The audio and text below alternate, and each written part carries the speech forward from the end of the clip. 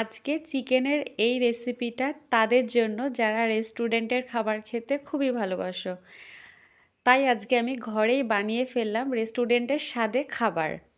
তো যাই হোক, এই রেসিপিটা আমার নয়, রেসিপিটা সামনের বাড়ির কাকুর একদিন বানিয়ে খাইয়েছিল। এতটা দারুণ আর টেস্টি হয়েছিল। বরের আবদার ছিল যে এই চিকেনের রেসিপিটা কাকুর কাছ থেকে জেনে নিয়ে রান্না করে একদিন খাওয়াতে। তো ভাবলাম ঠিক আছে, চলো আজকে রেসিপিটা জিজ্ঞাসাও করে নিলাম আর রান্নাও করে ফেললাম। তো চলো বেশি কথা না বাড়িয়ে ভিডিওটা শুরু করি। ও আর একটা কথা, ভিডিও শেষ পর্যন্ত দেখতে হবে, কারণ লাস্টে কিন্তু মশলাগুলো রয়েছে, তাই স্কিপ করা চলবে না।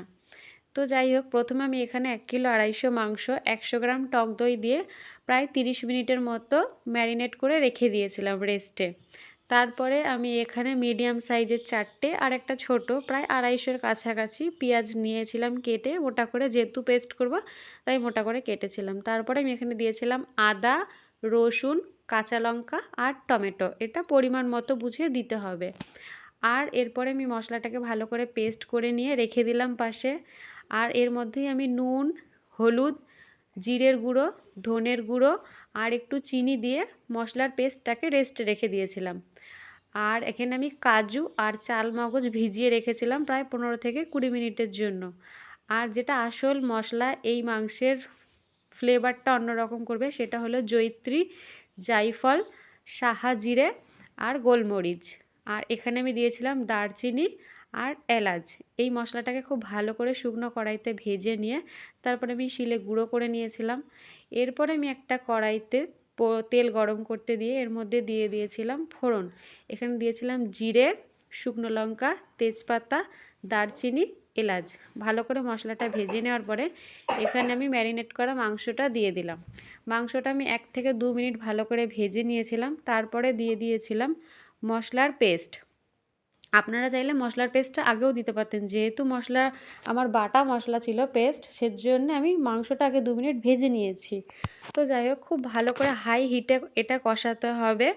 আর আমার রান্নাটা কিন্তু 40 মিনিটের মধ্যেই হয়ে গেছিলো। আমার ফ্লেমটা সবসময়ের জন্য হাই ছিল। যাই হোক, মশলাটার সাথে খুব ভালো করে আমি মাখিয়ে নিয়ে ঢাকা দিয়ে দিয়েছিলাম। কিছুক্ষণ পর পর ঢাকা খুলে খুলে নেড়ে দিতে হবে যাতে তলায় না লেগে যায়। তো এইভাবে বেশ ভালো করে ধৈর্য নিয়ে কষিয়ে নিতে হবে। আর পাশে আমি গরম জল করে নিয়েছিলাম, গরম জল দিয়েছিলাম, এতে করে মাংসের স্বাদটা আরও বেশি বেড়ে যায়। আর কষানো অবস্থায় আমার বর বাটি নিয়ে চলে এসেছিলো যে টেস্ট করবে কেমন হয়েছে। তো কষানোতেও দারুণ লাগছিলো, যদিও বা রান্নাটা এখনও শেষ হয়নি, অনেক বাকি আছে। যাই হোক, দেখো আমার পেঁয়াজ থেকে মাংস থেকে কত জল বেরিয়েছে। এই জলটাকে কিন্তু ভালো করে শুকিয়ে নিয়ে কষানো, দেখছো কতটা ভালোভাবে হয়ে গেছে, কড়াইয়েতেও লেগে লেগে যাচ্ছে। তো যাই হোক, এরপরে আমি চাল মগজটা বেটে আর কাজুটা বেটে পাশেই রেখে দিয়েছিলাম। এই দেখো গরম জল রেডি, গরম জল মাংসতে দিয়ে দিয়েছিলাম, এতে করে মাংসটা খুব ভালোভাবে নরমও হয় আর তাড়াতাড়িও হয়ে যায়। যাই হোক, আমি জলটা কি পরিমাণে দেব প্রথমবার তো বুঝতে পারছিলাম না, যাই হোক একটা আন্দাজ করে দিলাম। তারপরে আমার মনে হয়েছিল ঝোলে লবণ লাগবে, তাই আমি একটু স্বাদ মতো লবণ দিয়ে দিয়েছিলাম। তোমরা তোমাদের স্বাদ মতো নুন আর ঝালটা দিয়ে দেবে। তো যাই হোক, এইখানে এবার আমি ভাজা মশলা যেটা রোস্ট করে রেখেছিলাম ভালো করে গুঁড়ো করে, এটা আমি 1.5 চামচ মতো দিয়েছি। আর তারপরেই দিয়ে দিয়েছিলাম চাল মগজ আর কাজু বাটা। এতে করে এই গ্রেভিটা আরও অনেক ঘন হয়ে গেছিলো, এতটা ঝোল ছিল না। এটা রুটি, লুচি, পরোটা, ভাত, নান যা দিয়েই খাবে তা দিয়ে দুর্দান্ত লাগবে, দুর্ধর্ষ লাগবে।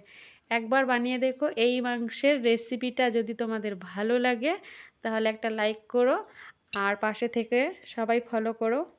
ভিডিওটা দেখার জন্য অনেক ধন্যবাদ। সবাই অনেক ভালো থেকো। নেক্সট টাইম আরও ভালো ভিডিও আনার চেষ্টা করব। এই পর্যন্ত সবাইকে টাটা।